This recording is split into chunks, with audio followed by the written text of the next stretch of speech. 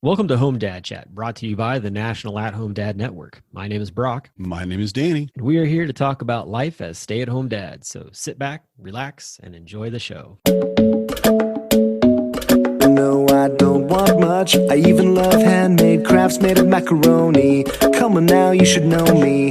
Times I might eat too much. No worry about my weight, got the dad bod rocking on me. Sketches on my feet, cargo shorts look good on me. I'm a dad, that's what I do. Hey, everybody. Welcome back to Home Dad Chat. Danny and I were just talking and decided that we probably should hit record and actually have a conversation that y'all can hear as well. Let you guys hear us. Why not? Why not?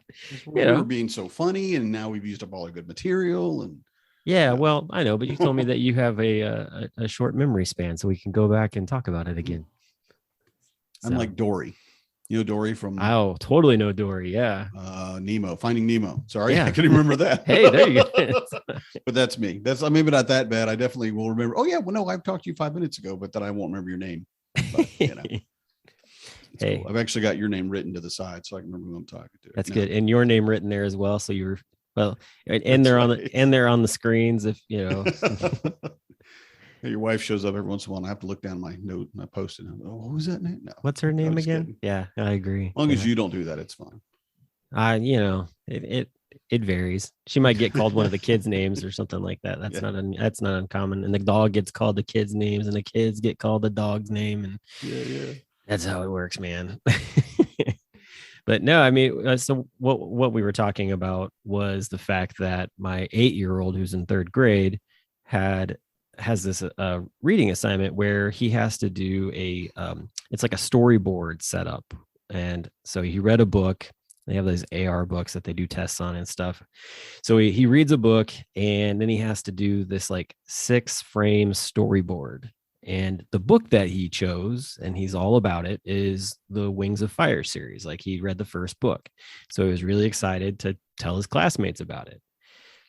But the problem is that one of the things that says that they want very detailed storybook, the frames have to be very detailed.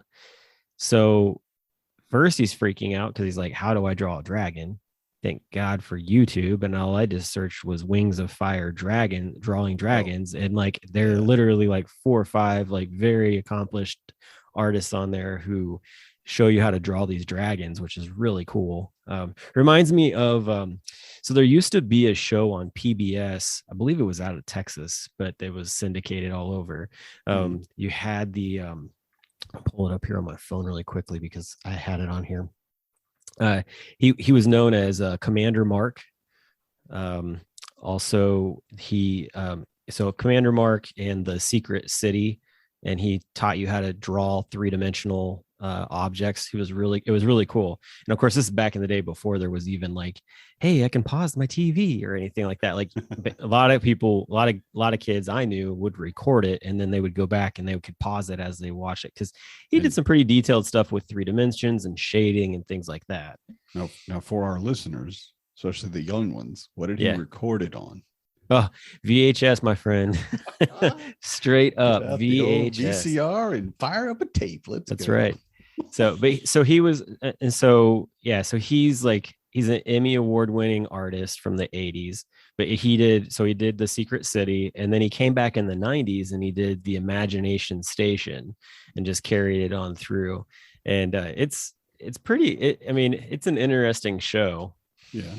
I found some YouTube episodes of it that someone put on from AVH. Okay, so this is what I'm talking about. Like, so people would record it on VHS. And I think about it, when you did VHS back in the day and you would record something and watch it and then rewind it, the more you paused and rewind and all that kind of stuff, it started to etch up the tape, right?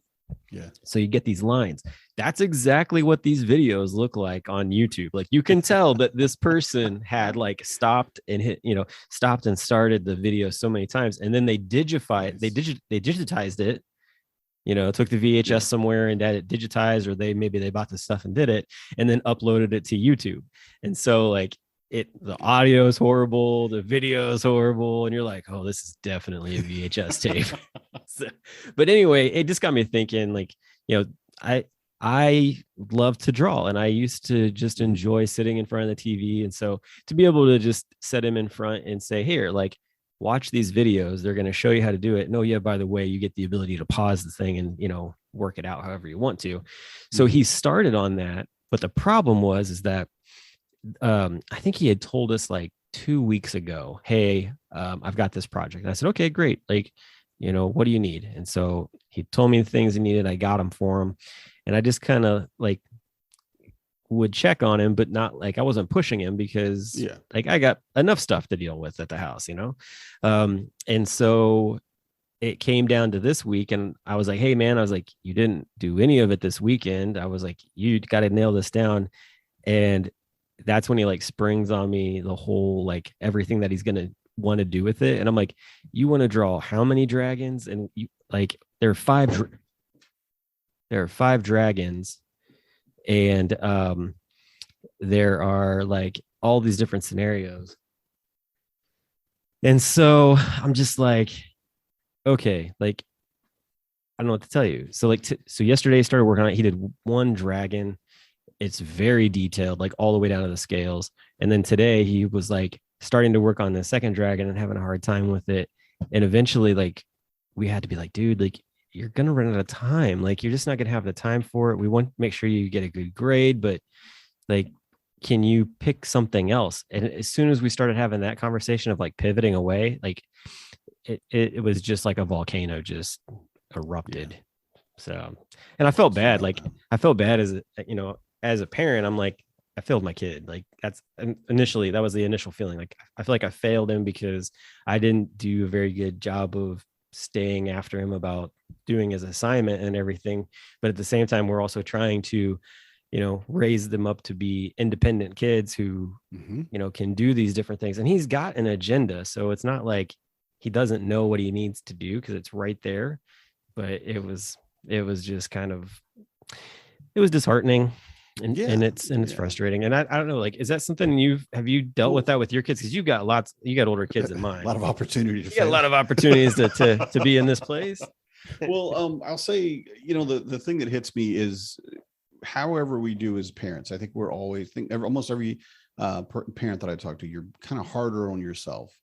You just want to, you expect more out of yourself. Why didn't I do this well? And you're always second guessing like discipline or food or nutrition or whatever else.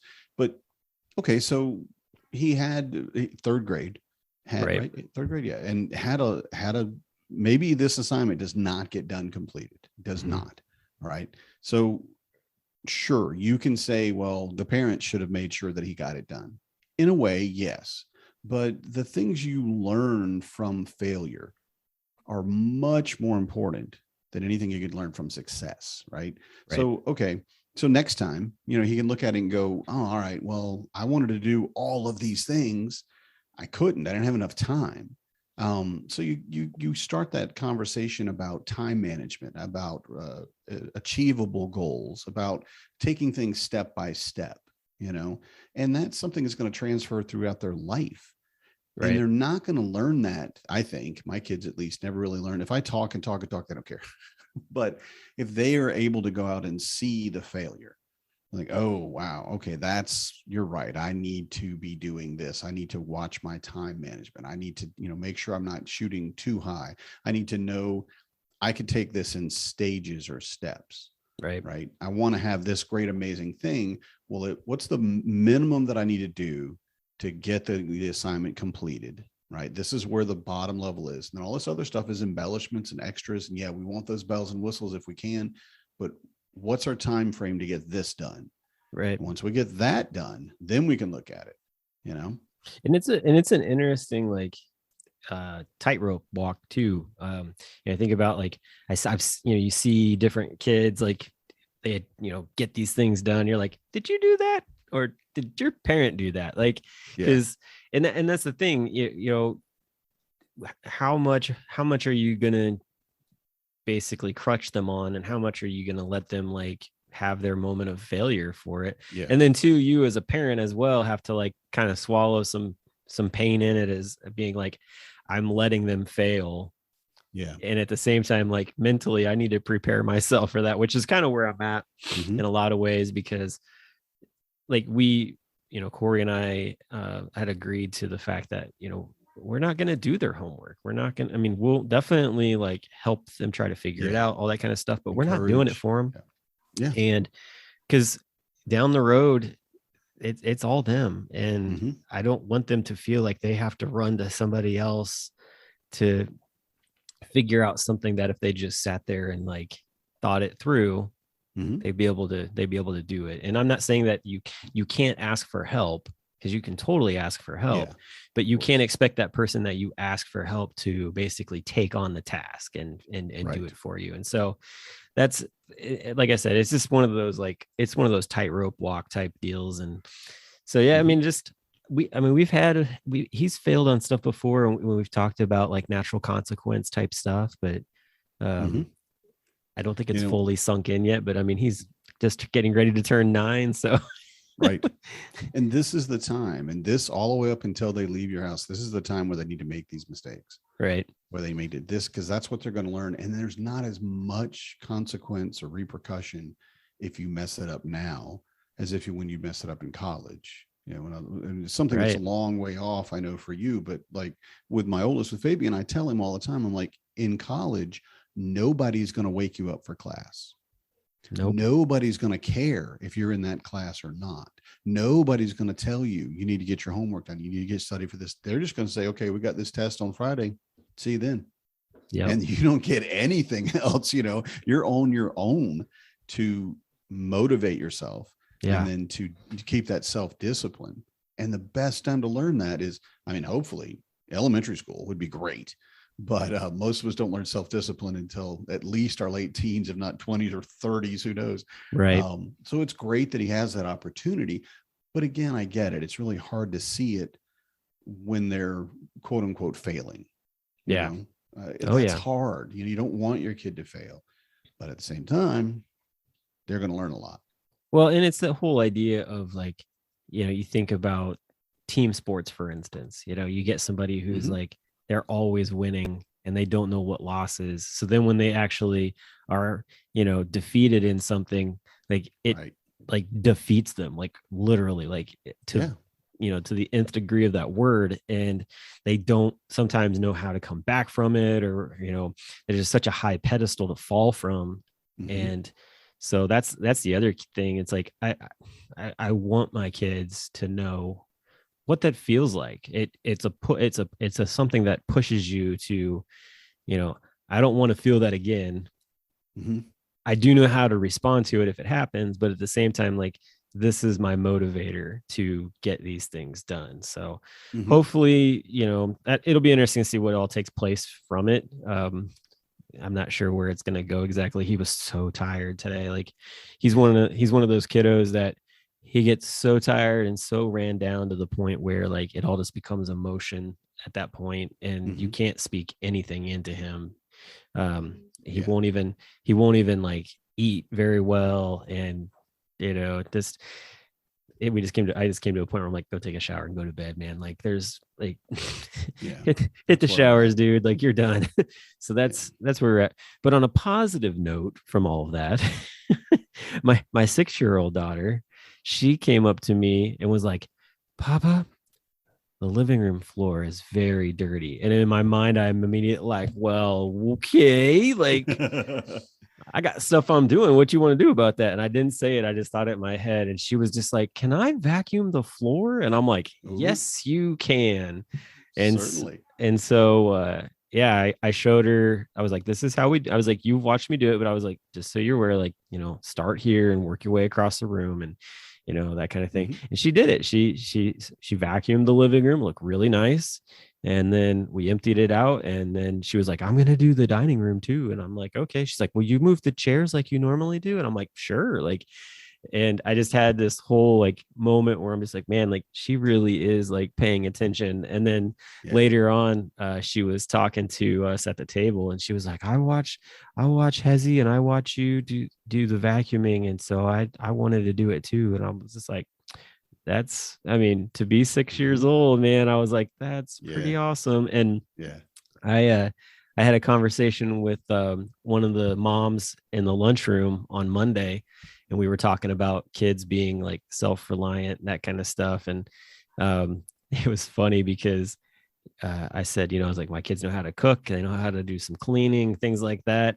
I have them bring their clothes down to the washer, that kind of stuff, to help out in different ways, and they can unload the dishwasher and put everything away. And she was just like, oh my gosh, I coddle my kids way too much. I'm like, that's all right. I'll take a nice point on that one. That's right. You made my day, even if you don't feel like a great parent or whatever, you feel better about that. But I feel so much better now.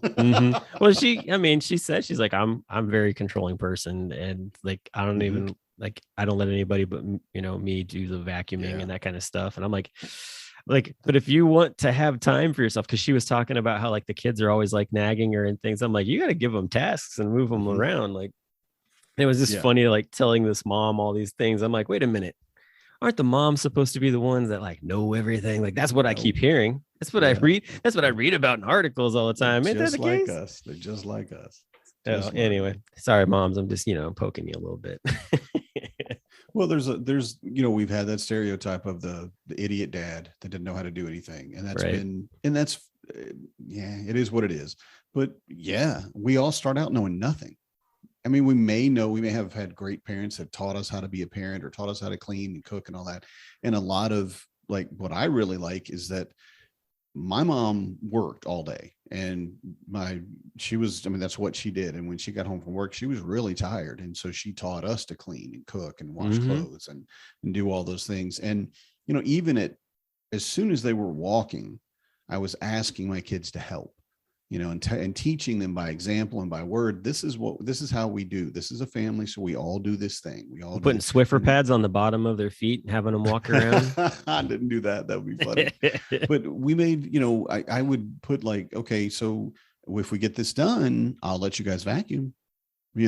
And it was like, well, we get to vacuum, and it was a dumb thing, but they loved it. Or giving them a sponge or a scrubby pad and a little tiny, bucket of water that won't fall over, like a jug or whatever that won't fall over, and say, why don't you guys wash the kitchen floor?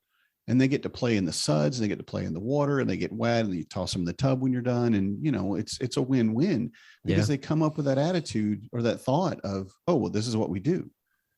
This is just what we do. We pick up our food, stuff. We clean up our mess before we make a new mess, we like with our kids too, they'd be like, oh, can I watch Wild Kratts? Can we do something else? I'm like, you can go load the dishwasher first, and then after that we'll talk, and depending on how they do that task, like you might get to watch TV or not. It just depends on what's up. But it's like, I'm going to give you a task to basically like, reward you as long as you like stay to task and get it done. Like if you're going to act all crazy and, not do it, I was like, we're going to have a conversation about that and kind of maybe alter the request. But I mean, I it's interesting, like the way kids pick things up as like, ooh, this is fun, I want to do this. Yep. Yeah. And everything can be fun. It comes down to attitude. Happiness comes from within. And so does boredom. And that's something I tell my kids all the time. Like, well, you're bored. Okay. Yeah. Well, here, go sweep the floor, go take the laundry up, go do, we've got 100 things you could do. Right. If you're bored, there's plenty to do. And like, oh, wait, I don't want to be bored anymore. Yeah. You're not bored. You just don't want to do anything other that's, of worth or whatever. And kids helping. And I say this a lot of times their helping isn't helping. It depends. Yeah. It's just not helpful. Well, like doing laundry. Man, taking the time to teach my kids how to take stuff out of the washing machine and put it in the dryer. And it was all of them about them. Just as soon as they were tall enough to do it with me, probably 4, I would think, get up on a little step stool and hand them one thing at a time. And I'm like, this is going to take me an hour. But, my 15-year-old washes his clothes. He doesn't fold them and he doesn't put them away, but he washes and dries them perfectly well. And I don't have to do that, because he knew from, for the last 10, 11 years of his life, he's been doing it. But man, that first part of it, you have to be patient. You have to be dedicated to it. I mean, talk about self-discipline. I'm going to sit here and watch my kids sweep the floor. Oh, Boy. See, you were talking about one piece. I give them a handful. I'm like, here you go. Just like have them go. Like this. Here's a handful of clothes. Like go throw them in the wash or in the dryer or whatever. So Yeah. which they find that hilarious, honestly. And it's like they pick up the trail of socks as they are making their way or whatever. But but yeah, I mean, yeah, exactly. And that's the thing. Like I was, thinking about the fact that, my daughter's like, oh, I watch you do this. And it's like, when I do these tasks at home, like I'm not angry. I'm not, rah, rah, rah, like as I'm doing it or, anything along those lines. Like I'm happy to do it.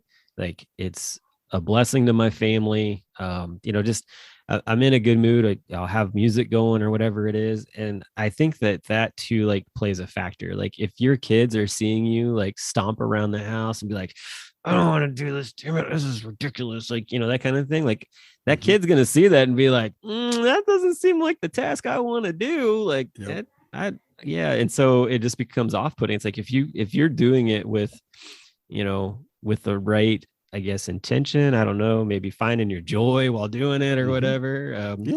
That's going to portray that, as a good example to your kids. And they're going to be like, oh, like this is something that is worthwhile, like, and that's the thing that a lot of times you see guys sometimes are like, how do you get your kids to do these things? And it's like, let's put turn the mirror a little bit here. Like, how are you with those tasks? Like, are you grumpy when you're unloading the dishwasher, loading the dishwasher? Are you what's going on there when you're like, I've got to go scrub the toilet or something along those lines? Yeah. Which nobody likes to do. Like, don't get me wrong. Nobody likes to do that. But how do you approach it? What's your attitude? What's your mindset? And your kids are going to pick up on that. Yeah. So if you can, fake it is what I would call it. Because like you said, I don't know a lot of people. I would love to go clean the toilet, but do it, like you said, put some music on, dance while you're doing it, sing, play a song in the background, put a video in the background, have an audiobook going, whatever you've got to make it a better experience for yourself. And again, that's a life lesson that a lot of people never figured out. There was a mom that I know who she posted the other day. She's like, when do the boys stop peeing all over the place and actually hitting the toilet properly? And I'm like, when you take them in and you show them what it takes to clean that bathroom after they've been in there, and then get them to like understand and realize like just how nasty it is. And, the fact that when they walk in there and they're standing in their own pee because of it, like there's a light that goes off in that person. Say, like, that was the thing I did with my son. I walked him in because he was like, what are you doing? I'm like, I'm cleaning the bathroom, man. Like, and not that he was like awful at it, but I was like, this is what happens, like explaining to him, like, like guys pee, splatter happens, like gotta clean it up, that kind of thing. And I've never had that issue with him where it's like, you hear people talk about like, there's pee all over the walls and all these, and I'm like, no, like if that happens, man, you nip that in the bud quick and get that taken care of, because that's not something that you want to continue to repeat. Yeah. I've never seen my kid like standing in the middle of the bathroom, spinning in circles, peeing or anything. It's mainly just the toilet seat, the lid, that area. He's just trying to cover that whole area. That's what he gets. Yeah. Paint by urine. my 9-year-old he'll go in and he'll lift the lid just enough, and then like he's holding on to it. Yeah, he'll hold it open and pee in the hole basically between the seat and the lid. And I'm like, no, lift it all the way up, stand it vertical, get it out of the way. I said, I'm not going to clean this. You are. And I did watch him very carefully, because little boys, little children, being kind of ignorant of what germs really are, oh, sure. I don't know what he would have done. He put his hand in his mouth when he was done or something. I don't know.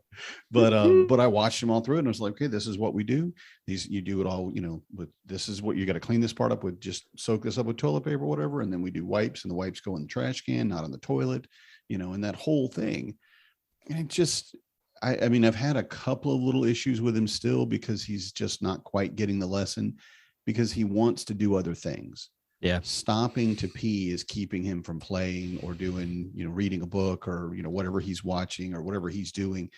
That's stopping him from having fun. So he goes and does it as quick as he can. And I kind of get that. I mean, I understand that. But yeah, come on, man, take a bio break and make it a committed 5 minutes. The world will wait for you, I swear. Yeah, no kidding. You're not missing out on anything, I promise. Yeah. So, well, yeah. So that's kind of where things are in the state of the house or whatever. But yeah, it's been interesting, just sort of different stages of that kind of stuff. So, and the recurring thing is, no matter, I don't know, maybe other dads have gotten to that point, but even my oldest is 15. So I've been doing this like 12, 13 years, whatever. I still hit stuff on probably at least once a week, if not once a day, that I feel like I didn't do that right, or I felt I could do that better, or I just don't know what to do. Yeah. I'm at a point, I'm like, I don't know how to handle this. Right. I'm going to give it my best shot, but I'm still winging it because kids are constantly changing. Sure. And as a parent, I mean, you just have to keep changing and adapting and building your skill set and building the tools in your toolbox, as it were. But I think it's while that's kind of maybe negative or maybe disheartening if you look at it, but the reality of it is where we are in that moment, everybody's there eventually. At some point. We're all just figuring it out as we go along. You're not alone. So yeah, definitely. And that's the thing that is sometimes hard to remember when you're in the situation. So because it is so frustrating. But that's why you call Danny. Be like, Danny, I'm feeling like this. That's why I figured I'd just wait and talk to you tonight. Oh, good. I just was like, hey, 8 o'clock's going to come around, man. I'm going to get to talk to Danny. It'll be all good. He'll have some insight. So gonna make me choke on my whiskey. Hey, you can choke on that whiskey without having to worry about me making you laugh. For what you were saying. That's a rough one. It's a rough one. It's a little, I think it definitely needs to be cut. Just so everybody else knows what we're talking about, I have several sample bottles that are really good. Very kind man, I know. A friend of mine sent to me, and it's the McKenna Select 10-year. And I just found it surprisingly oaky. And before I cut it a little bit with water, it was all of the fire, but none of the warmth. It wasn't spicy. It was just, is this a burning piece of wood in my mouth? Without the smoke taste. But it was rough. But I cut it a little bit. And honestly, the more you drink, the better it is. Yeah. Well, that's good. I mean, that's true about life too. Sometimes your palate just takes a little bit to warm up to stuff like that. So I completely understand. Oh man. But yeah, I mean, well, the other thing that was kind of neat that happened today, which I thought was kind of cool, was I had a guy who joined the local dads group that I run. And he was telling me that, they're about to have their first kid arrive in May. I was like, that's really cool. Yeah. And so he's very proactive. Actually, he doesn't even live that far from me. He just lives down the street, really. And so we got to talking, and he's like, we're looking at me being a stay-at-home dad. And I'm like, that's cool, man. Like, okay. And I was like, are you on Facebook? Because if you are, I got a group for you to join. And he was like, yeah, I am. And so I got him in, and he requested in to join the group. And I'm like, this is a deeper place to get a lot more questions answered. And, I was telling him, I was like, the one thing that you really got to do is get on the same page with your spouse, and basically to be in a place where expectations are understood. That way when she's coming home, and the house is in complete disarray, like it's understood that it's been that kind of day or whatever. Yeah, but his thing that he's most concerned about right now, and I totally understand this. So his big concern is like, I'm a flight nurse, and it's, an exciting life and a lot of exciting work, and he's going to be doing it less, but still doing it, I think, like a weekend type of deal. But he was like, I'm really worried I'm going to be bored, while I'm at home with the kid. And I'm like, I get it. Like, as a baby, sure. Like, it probably will be boring, like, honestly, because especially if you're just going to sit there and watch them, like, rolling on the ground or whatever. And I was like, I was like, I go, there's a bit more of a deeper conversation to it, but I figured I'd just maybe even just share a little bit on here. But I always tell guys in that situation, I'm like, strap that kid to your chest and go do stuff. Like, bingo, get out of the house, get a sling and go. Yeah, just go, do whatever. Go for a walk. Like what are almost anything that you would normally do. Yeah, pretty much. I mean, not everything, of course, but if you have a sling, or sling or carrier or whatever you've got, and you can keep that baby with you, and the temperature's all right and everything, and of course feeding and all. I mean, you do have to be careful, but go hiking, I don't know, maybe not play golf, but don't go swimming. Okay, there's a couple of things, but realistically, I really like, I don't know what people like. I like to go to football games. Okay, take your kid. Or get you can go to a base. I mean, they're going to be born in May. You could go to a baseball game. Yeah, and the kids, they may be crying, they may be upset, but again, a lot of things, because I didn't do this with my kids at all. Everybody wants their house to be, don't wake the baby, you got to be quiet. But no. We want the music going. I want a vacuum cleaner. I want a train going by. Let's do the whole thing so they can learn to sleep through that. Yeah. But and I will say, if that guy is listening, the advice I think you'll find more than anything else is sleep when the baby sleeps. Yes, for Doesn't sure. Doesn't matter what time it is. That baby's sleeping, you sleep, because when that baby's awake, you're going to be awake. Well, that's the other thing too. Strap the kid to you, and you can go you can vacuum and all those other things. They get used to that sound as well, and then they sleep through it. Yeah, better.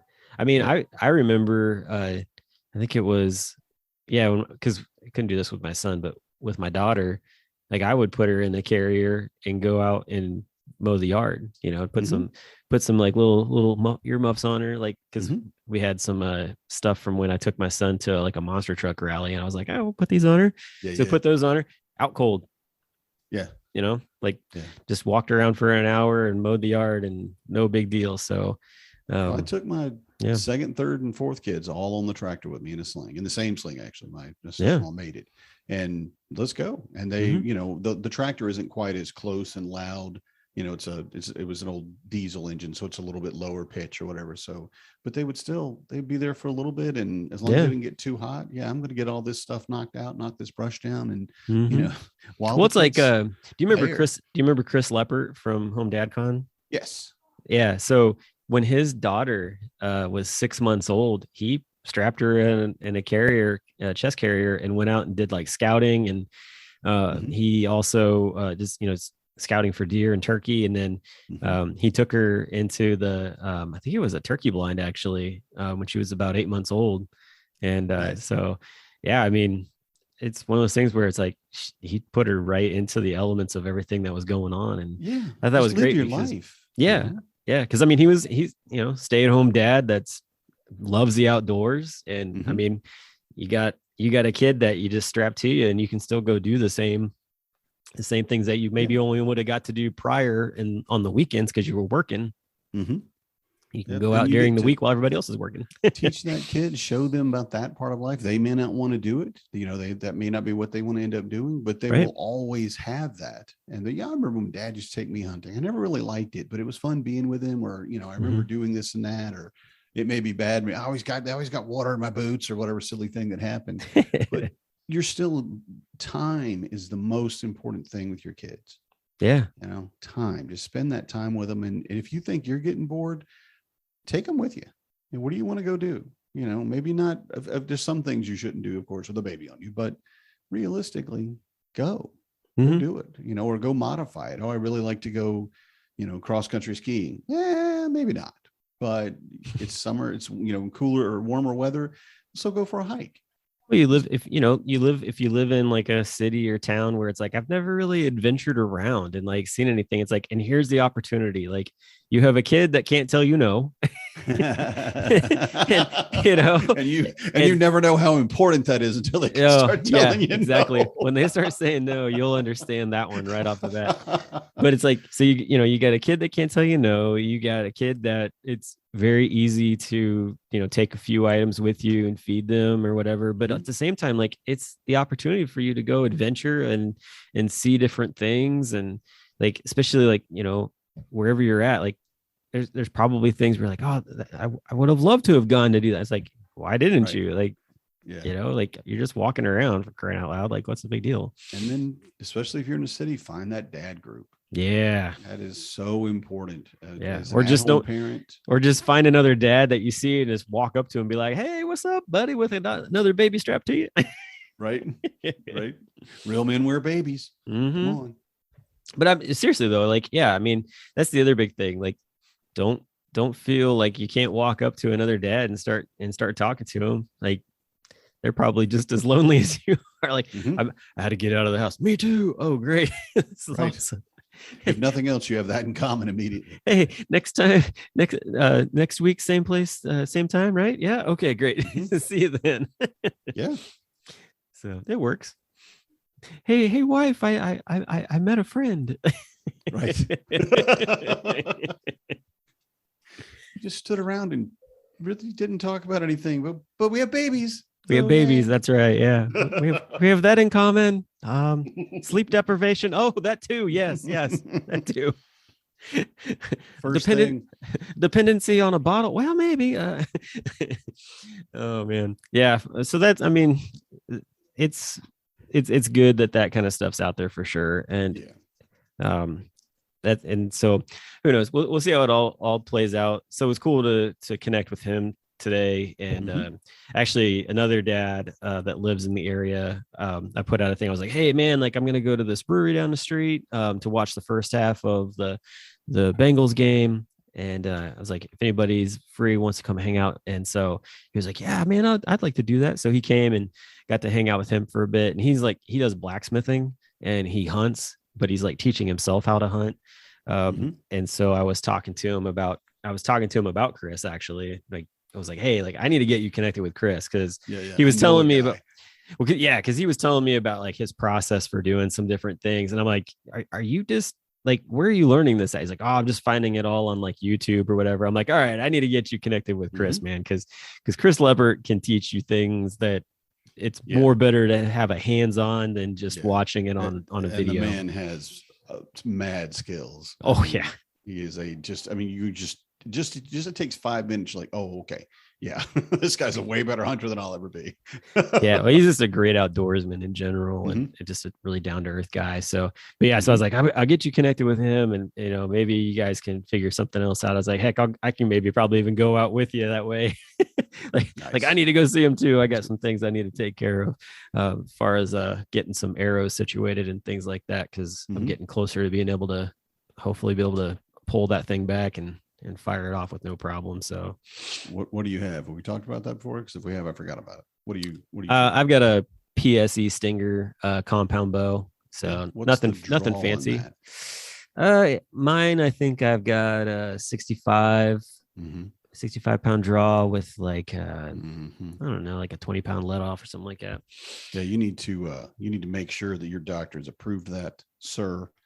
Shoulder injury. I know. Well, hey, I didn't say I was going to do it. Like, no. I'm not pulling that back until I get the A-OK. Right. Yeah. Well, and that's the thing I was telling him. Like, I was like, I want to be able to basically have that motion and be able to do those kind of things. I was telling him, I was like, maybe I just bring the bow in. I'm not going to like, do any kind of like pulling it back to dry fire type thing, but I can hold it up in the air and do some of the exercises that I do like with it. Yeah. And just see how that feels. And then also to be able to get some like adjustment ideas from him. And is it a good weight for you for doing that type of exercise for your physical therapy? I mean, I don't know how heavy yours is. I mean, mine's old, so it's a solid piece of bow for sure. Yeah. I mean, it's probably pretty close to the blade thing that he has me using to, do some, it's called a body blade or something like that. So I hold it out and I basically like, I'm kind of like shaking it in like a rhythm type deal, like side to side. And so, yeah. And it's basically like holding a bow. It's the same formation on it. So nice. But yeah. So who knows? We'll see how it all plays out. But yeah, I'm getting excited about that. That's great. Yeah. But other than that, definitely working on lining up some stuff. I know we've been talking about it for a while. We've been, and I will say too, we're I think we're hitting our stride again. We took some time off just mentally around the holidays and in the New Year and all that. I mean, we really both just needed it from a lot of various reasons. I mean, and I think everybody's been kind of just exhausted over the last couple of years. But I really think for us too, it's just getting some opportunities to kind of bad analogy for you and I, but to let our hair down, and just kind of relax and be like, okay, so I'm not going to worry about when I can get a guest in here or what they're going to talk about or what we need to talk about. We could just have a conversation and be, maybe not as polished and professional as we could be, and perhaps as maybe other podcasts might be, but realistically, we're just ourselves. And I think we're both fine with that. Definitely. Yeah. And not having guests on for a while, it's been a break for us. I think, I will say though, the one thing that I am hoping for, and the thing that I'm pushing for right now, is for us to hopefully maybe get on some other podcasts to be able to talk about the show, to help like push forward, like just that we're out here and, what audience we're looking for. So hopefully, there's a few different shows that will grab us up. I know I'm going to be on the Dad Ass podcast, which is, I think I talked about that before. It's a podcast about parenthood and cocktails out of Columbus, Ohio. So I'm going to be on there talking cocktails and fatherhood and definitely promoting the show. So I'm excited to get on with them, but hopefully some other shows we can jump on, be able to have that appearance and, mutually help each other in different ways. I'd really like to get on a show that is run by moms, that are pro dad and really just, that kind of thing. So I've been looking around trying to figure out what podcast that would be. But if anybody's listening and knows of one, like, let me know, because there are so many out there. And I'll admit too, I don't think I've ever really looked for mom centric. No, me neither. I mean, it's been, there's been like, okay, I'm looking for food ideas or how to whatever, then moms are doing it. Sure. But it's never been something that I've searched, because I've searched for dad stuff. So the only one that I've been on one show back when I was doing the Nomad Dad podcast, because I met them at a conference, was Pantsuit Politics. Is run by two ladies. They're super nice, out of like Kentucky. I think one's in Kentucky and one's in Ohio, but they had me on because they were just like, we've never met a stay-at-home dad. Like they were like, we've never met a stay-at-home dad before. And they had me on the show and it was a lot of fun. But yeah, they talk politics. Like one's a Democrat, one's a Republican, and like they're friends. And so I'm sure they've had some very interesting things to talk about in the past year or so too. So, but remaining friends. Right. Foundationally, like, that's the foundational part of it, is like we can argue and in the end still, love each other as friends. So that was, so that was fun. But that's the kind of thing I'm hoping that happens with the show, is just more promotion out there and get more people, because we keep grabbing different guys up that are like finding it on a whim. And it's like, I'd love for them to be able to listen to a show and then hear, oh, like I didn't even know that existed. Sweet. And, we're able to grab them up as well. So we'll see how it all plays out, but I'm excited to kind of be moving in that direction. It's something that's been more difficult to do over the past year, just with everything that I've had on my plate. So it's nice that I can focus just on that with you and get that put in place. So, and then two, I was talking with Jonathan Heisey Grove, Presidente of the National at-Home Dad Network. And we should be at some point here getting a commercial from them, so to speak, like a little spot that talks about how to become a member of the organization, how to support the organization. Nice. And so I'm excited to get that and get that on. And that'll be like a little commercial break type thing in between our show or whatever, so that people have a chance to be able to help out the organization, get involved in the organization, that kind of thing. Cause I think that's something that's just missing. And, the board's been so supportive of what we've been doing. I feel like, it's just one way that we can give kind of back to that and hopefully like build into it. So that's coming down the pipeline as well, which I'm excited about, cause that's something that I've been thinking about for a while, but didn't really know how to do it. So I'm waiting for them to get us either the script or actually get us the audio track that they're going to do it on. I don't know which. You would know more of that than me. I might, but I wouldn't be able to say anything about it because I get it. Okay.